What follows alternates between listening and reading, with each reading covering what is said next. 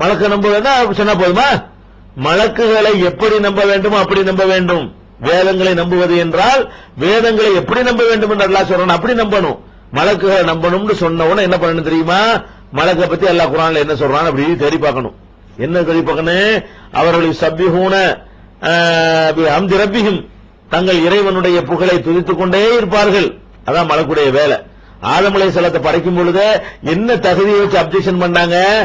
நஹ்னு நுஸப்பிஹு பிஹம்திக வ நுகத்திஸு லக, இறைவா இவரை போய் படைக்க போறிய, இவர் சரியானதையும் தப்பானதையும் மாறி மாறி செய்யற அல்ல இவரு, நாங்க எப்ப பார்த்தாலும் உன்னை போற்றி புகழ்ந்து துதித்துக் கொண்டிருக்கிறோமே, அப்படி ஒரு படைப்பு இருக்கல, இப்படி ஒரு படைப்பு தேவையான்னு கேட்டாங்க.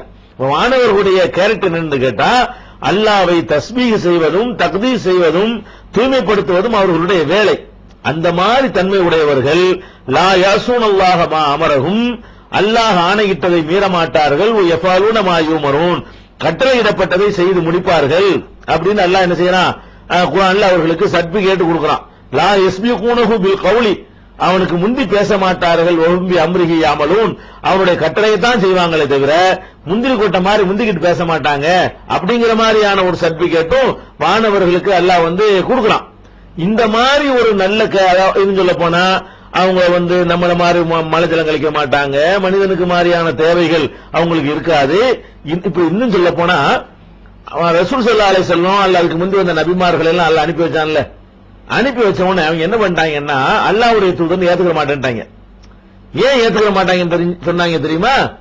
இவர் நாங்க திங்கிற மாதிரி இவர் திங்கிறாரு, எங்களை மாதிரி நோய்வாய்ப்படுறாரு, எங்களை மாதிரியே எல்லாம் வியாபாரம் பண்றாரு, தொழில் பண்றாரு, சம்பாதிக்கிறாரு, நோய்வாய்ப்படுறாரு, கஷ்டப்படுறாரு, கவலைப்படுறாரு, இவர் எப்படி அல்லாஹ்வுடைய தூதரா இருக்க முடியும்? அல்லாஹ் தூதர் மலக்கு அனுப்ப வேண்டியதானே அப்படின்னு சொல்லி அவர்கள் கேட்டார்கள். அப்ப அல்லாஹ் என்ன சொல்றான்னு கேட்டா,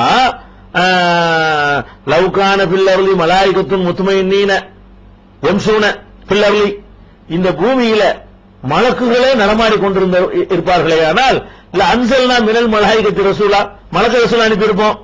மனுஷனுக்கு மனுஷனை மலக்குக்கு மலக்கையும் அனுப்பணுமே தவிர மனிதனுக்கு வழிகாட்ட மனிதனுக்கு சொல்லிக் கொடுக்க இதுக்கு மலக்கு போய் அனுப்ப மாட்டேங்கிறான்ல. மலக்கு அனுப்புனா நாங்க இறை தூதன் ஏத்திருப்போமே, மனுஷனை போட்டு எதுக்கு அனுப்பணும் அவர்கள் கேட்கும் போது அல்ல என்ன சொன்னா தெரியுமா?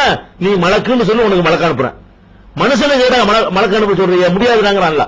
அப்ப மனிதனுக்கு சொல்லித்தர நான் மலக்கு அனுப்ப மாட்டேன்னு சொல்லி அல்லாஹ் சொல்றான் பாருங்க. அதுக்கெல்லாம் எதிராக மனிதனை கெடுக்கிறதுக்கு அல்லாஹ் அனுப்பி வச்சானா. இருக்கிற சைத்தான் பத்தாதுன்னு சொல்லிட்டு மலக்கு வேற சைத்தான் ஆக்கி அல்லாஹ் அனுப்பி வச்சாங்கிறாங்க பாருங்க. இருக்கிற சைத்தான் உள்ள தப்பிக்க முடியல, இதுக்கு மேல கூட அல்லாஹ் என்ன செய்யறான்? அது கதை வேற. என்ன கதை? அல்லாஹ் சொன்னாங்களே, யா அல்லாஹ் நீ எப்ப பார்த்தாலும் மனிதர்களை நீ பாராட்டிக்கிட்டே இருக்கிறாங்க, அநியாயம் பண்றாங்க. அப்ப அல்லாஹ் சொன்னானா, இல்ல இல்ல உங்களுக்கு அந்த ஆசாபாசத்தை கொடுத்தால் நீங்களும் காணா போயிருவீங்கன்றான் அல்லாஹ். எங்க கொடு பாப்போன்னு சவால் விட்டாங்களாம். உடனே அல்லாஹ் மனிதனுக்குரிய அந்த உணர்வுகளையும் ஆசாபாசத்தையும் கொடுத்தானா. உடனே அவங்க அந்த சிகர்களையும் தெரிஞ்சுக்கிட்டு வந்தாங்களாம். என்ன செஞ்சாங்களாம்? பூமிக்கு வந்த உடனே முதல்ல தண்ணி அடிச்சாங்களாம், ஒரு போதை வச்சான், ஒரு பொம்பளை பிடிச்சாங்களாம், அப்படி பண்ணாங்களா இப்படி பண்ணாங்களாம், கடைசியில எல்லா தப்பையும் பண்ணிவிட்டாங்கன்ற மாதிரிலாம் கிறிஸ்தாவை எழுதி வச்சிருக்காங்க. இதுலதான் ஆறுத்து மாறுத்து வர்றாரு. மலக்கு எந்த ரூட்ல வர்றாருன்னு கேட்டா அல்லாஹ்ட்ட சவால் விட்டு வந்தாராம். சவால் விடுவாங்களா? ஆதம் அலைஹிஸ்ஸலாத்தை படைக்கும் போது ஒரு கேள்வியா கேட்டாங்க. அல்லாஹ் சுட்டி காட்டின உடனே அல்லாஹ் சுப்ஹானக, அல்லாஹ் நீ தூயவன், லா இல்மலனா இல்லாம அல்லம்தனா, நீ எங்களுக்கு கற்றுத் தந்ததை தவிர வேற இல்மு எங்களுக்கு கிடையாது, எல்லாம் தெரியாம சொல்லிவிட்டோம், எங்களை மன்னிச்சிடலான்னு சொல்லி மன்னிப்பு கேட்டு மனிதனை படைத்ததற்காக நம்ம செய்த ஆட்சேபனை தப்பு என்று ஒத்துக்கொண்டவர்கள் மலக்குகள். ஒத்துக்கொள்ளால் ஒருத்தன் இருந்தா சைத்தான் இப்லீஸான விரட்டியாச்சு. மத்த எல்லாம் மலக்கு சுத்தமான ஆளுக்கு தான் மிச்சமா இருந்தாங்க. அவன் கூட ஜின் இனத்தை இருந்தாலும் மறுத்தான். மலக்கு இனமா இருந்தா மறுத்திருக்க மாட்டான். அந்த மாதிரி கேரக்டர் அவங்க படைக்கப்படவில்லை. ஜின்னு இனத்தை சேர்ந்தவனை கொண்டு அதை கொண்டு சேர்த்து விட்டு இருந்ததுனால அவன் என்ன விட்டான்? மறுத்து விட்டான். அல்லாஹ் சொல்லி காட்டுறான். இப்ப அந்த மாதிரி மனிதனை படைத்ததனுடைய நியாயத்தை அல்லாஹ் உணர வச்ச பிறகு ரொம்ப காலத்துக்கு பிறகு மறுபடியும் அவங்களுக்கு சவால் விடுறாங்க. அல்லாட்ட சவால் விட்டு இங்க அழிஞ்சு பாருன்னு இப்படி சொல்லுவாங்களா மலக்கு? அப்ப மலக்குகளுக்கு உள்ள அந்த தன்மைகளை ஒப்பிட்டு பார்க்கும் பொழுது என்ன வேலை இந்த செஞ்சிருக்கிறாங்க இவங்க வாதப்படி?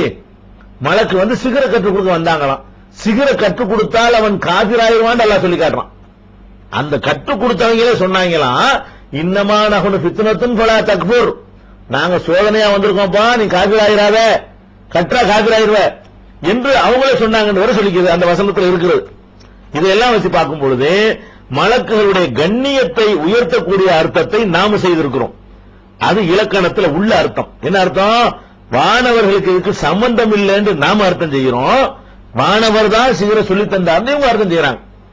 எது தீனுக்கு ஏற்றது, எது இறைவனுடைய கண்ணியத்துக்கு ஏற்றது, எது குர்ஆனுடைய மற்ற வசனங்களோட ஒத்து போகக்கூடியது, எது மலக்குகளுடைய கௌரவத்தை உயர்த்தக்கூடியது, எது இஸ்லாத்தினுடைய அடிப்படையை தகர்க்காதுன்னு யோசிச்சு பார்க்க வேணாமா?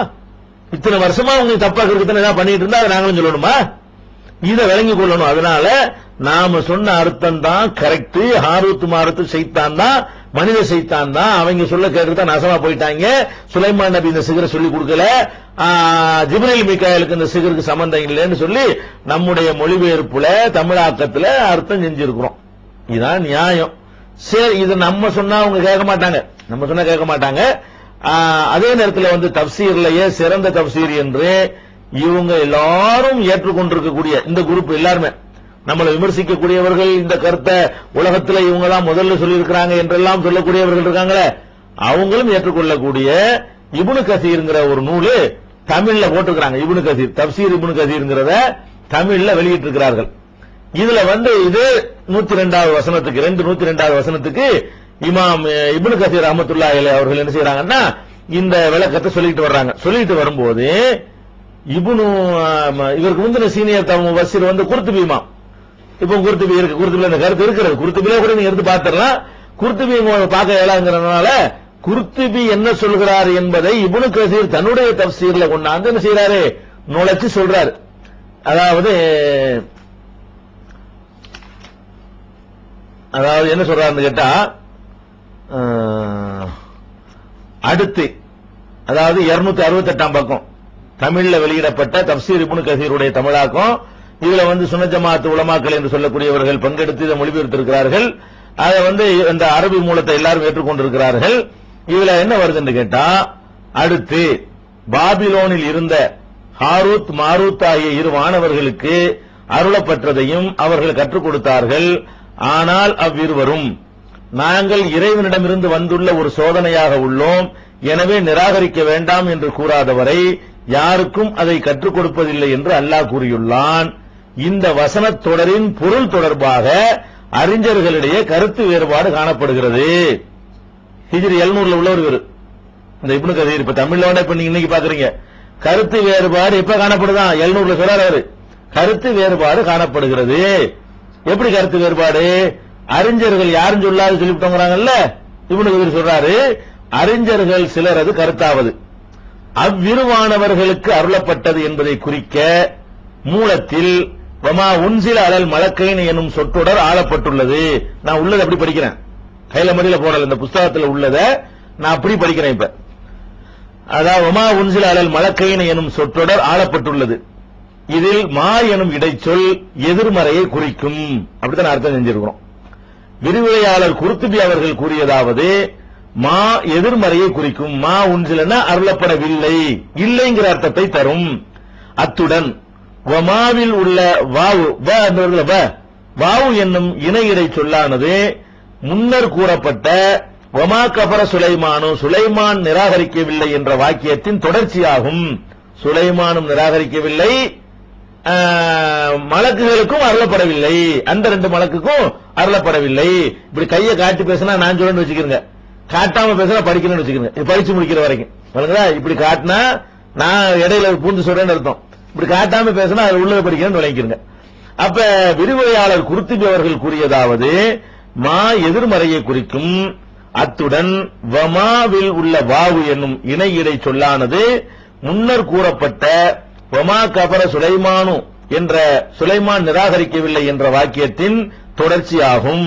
இதன்படி சுலைமான் நிராகரிக்கவில்லை, மாறாக ஷைத்தான்களே நிராகரித்தனர். அவ்விருவானவர்களுக்கு அந்த சூனியக்கலை அருளப்படவில்லை என பொருள் விரியும். நம்ம போட்ட அர்த்தம் அப்படி வருது. அடுத்து இதன் மூலம் வானவர்களான ஜிப்ரீலும் மீகாயிலும் சூனியத்தை பூமிக்கு கொண்டு வந்தார்கள் என்ற யூதர்களின் கருத்து பொய் என நிரூபிக்கப்படும். சொன்ன வருதா? இதுக்கு முந்தைய ஹாரூத் மாரூத் ஜிப்ரீல் மீகாயிலை பத்தி பேச வந்துச்சுல, அவங்களுக்கு இதுக்கு சம்பந்தம் இல்லைங்கிற கருத்து வந்துருச்சான். அடுத்து ஹாரூத்த மாரூத்த என்னும் சொற்றொடர் முன்பு கூறப்பெற்ற அஷ்ஷயாத்தீன் என்ற சொல்லின் அருகமை பதில் சொல்லாகும். பதில் அதாவது அர்த்தம் செய்வோம், அதாவது அது இதன்படி பாபிலோனில் இருந்த ஹாரூத் மாரூத் ஆகிய ஷைத்தான்களே நிராகரித்தனர் என்று பொருள் வரும். பாயிண்ட் விளங்குதா? இப்னு கதீர் தமிழாக்கம். இதன்படி என்ன அர்த்தமா? ஹாரூத் மாரூத் என்ற ஷைத்தான்களே நிராகரித்தனர். அதுக்கப்புறம்